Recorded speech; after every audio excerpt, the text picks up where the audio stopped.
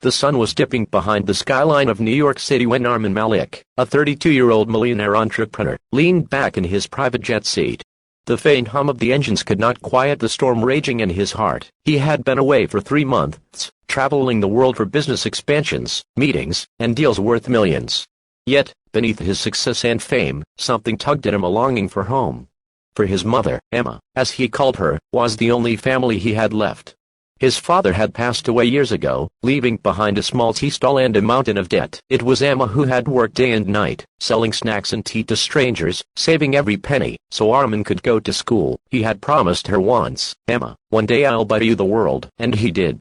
Or at least, he thought he did. Now, he owned a tech empire, luxury cars, and mansions across cities. But home, that humble house, where he grew up, was where his heart still belonged. And that's where Emma insisted on staying, refusing to move into his penthouse. She said, "This is where your father's soul rests, Beta. This small house holds my biggest happiness." So when Armin's assistant mentioned that his fiancée, Tara, had been looking after Emma while he was away, Armin felt grateful. Tara was beautiful, sophisticated, and came from an influential family. She had captured his heart with her elegance and apparent kindness.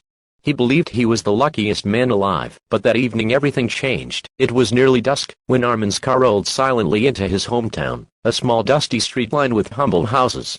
The air smelled of rain and earth. He didn't call ahead.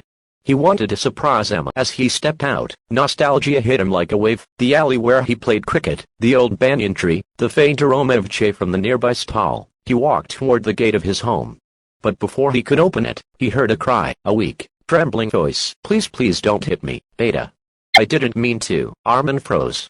That was Emma's voice. And then, he heard another, sharp, angry, and cruel. "Shut up, old woman. You should be thankful he even lets you live in this dump. You make this place smell like poverty." It was Tara.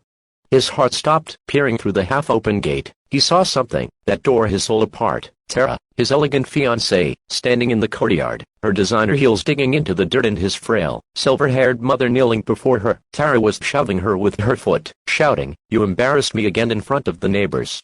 I told you not to sit outside like a beggar." Emma tried to stand, her thin frame trembling. "I'm sorry, Biddy. I was just waiting for Armin. He said he'll be back soon." "Armin, Armin, Armin." Tara spat. "You think he'll choose you over me? He's marrying me, not you. You're just an old burden." A vase shattered as she kicked it, and Emma flinched in fear. Armin felt his chest tighten. Rage burned through him, but his feet wouldn't move. The woman he loved, the one he trusted with his mother's care, was a monster behind his back. He clenched his fists. "No more." Silently, Armin opened the gate. The beak made Tara spin around, her face turned pale. "Hey Armin. You were back. I thought." He didn't say a word. He walked straight to Emma, kneeling beside her.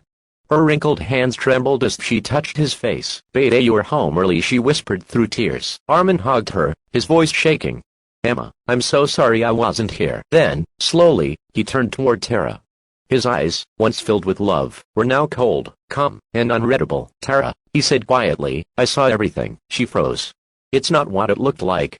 Your mother, she was being rude to me. I just..." "Enough," Armin interrupted, his tone like ice. "You raised your voice at the woman who raised me. You raised your hand at the woman who starved so I could eat. You insulted the very reason I'm who I am." She stammered. "Armin, please, I didn't mean." He stepped closer. "You meant every word. And now you'll face the meaning of your actions." She tried to reach for him, tears streaming down her face. "Armin, I love you." "No," he said firmly. "You love my money. And that's why you'll never have either of us again." Tara gasped as he took off the diamond ring from her finger and dropped it into the dirt. "That's where your love belongs." He turned his back as she screamed, "You'll regret this, Armin. You'll never find someone like me." Without looking back, he whispered, "I pray I never do." That night, Armin sat beside Emma, holding her hand as she slept. The moonlight spilled across her peaceful face. Tears rolled down his cheeks, a mix of guilt and relief. He whispered, "You've always said, Emma, not everyone with a sweet tongue has a kind heart." I didn't listen.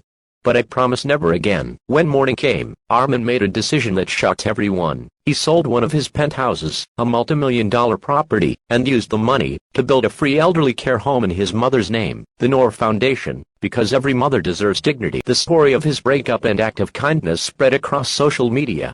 People admired not just his wealth but his heart. Months later, the foundation thrived, sheltering dozens of elderly parents abandoned by their children. Armin visited often, sitting among them, listening to their stories, smiling like a son among many mothers. As for Tara, she tried to smear his name online, but truth has a way of shining through. Her lies faded like shadows at dawn. One evening, at the Foundation's anniversary event, Armin stood on stage beside Emma, who now used a walking stick, but radiated pure joy. He looked into the crowd and said softly, "Money can buy comfort, but not kindness. The real wealth of life is how we treat those who once held our hands when we couldn't even walk." The audience stood and applauded. Tears shimmered in Emma's eyes. As the music swelled, Armin leaned down and kissed her forehead. "Welcome home, Emma," he whispered. "This is where we both belong."